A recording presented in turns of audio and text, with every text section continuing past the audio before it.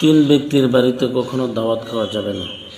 যত নবীজি সাল্লাল্লাহু আলাইহি সাল্লাম বলেছেন, একজন মুসলমান অপর মুসলমানের 6টি হক রয়েছে। তার মধ্যে যে কোনো মুসলমান যদি দাওয়াত দেয়, দাওয়াত গ্রহণ করা সুন্নত। কিন্তু এই তিন ব্যক্তির ঘরে যদি দাওয়াত দেয়, এই দাওয়াত আপনি গ্রহণ করতে পারবেন না, দাওয়াত খেতে পারবেন না।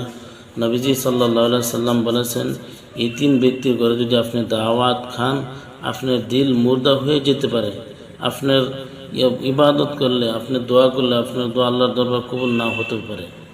1 নম্বর, যে ব্যক্তি দাওয়াত খাওয়ানোর পরে খোঁটা দেয়, আপনাকে দাওয়াত খাওয়াইছে, তারপরে কিছুদিন পরে আপনাকে খোঁটা দিয়েছে।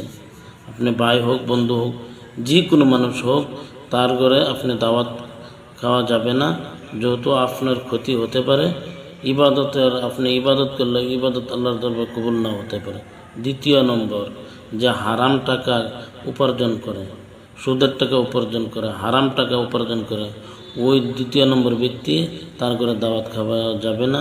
3 নম্বর, আপনার সামনে ভালো, পিছনে আপনার গীবত করে ঘুরে, ওই তিন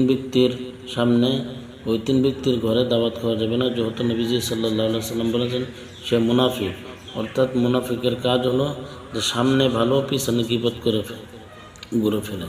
ওই তিন ব্যক্তির ঘরে দাওয়াত খাওয়া যাবে না। দাওয়াত খাওয়ালে আপনার দিল মুর্দা হতে পারে, আপনি দোয়া করলে আল্লাহর দরবার দোয়া কবুল হবে না। এই তিন ব্যক্তি থেকে আল্লাহ রাব্বুল আলামিন আমাদের সবাইকে হেফাজত করে।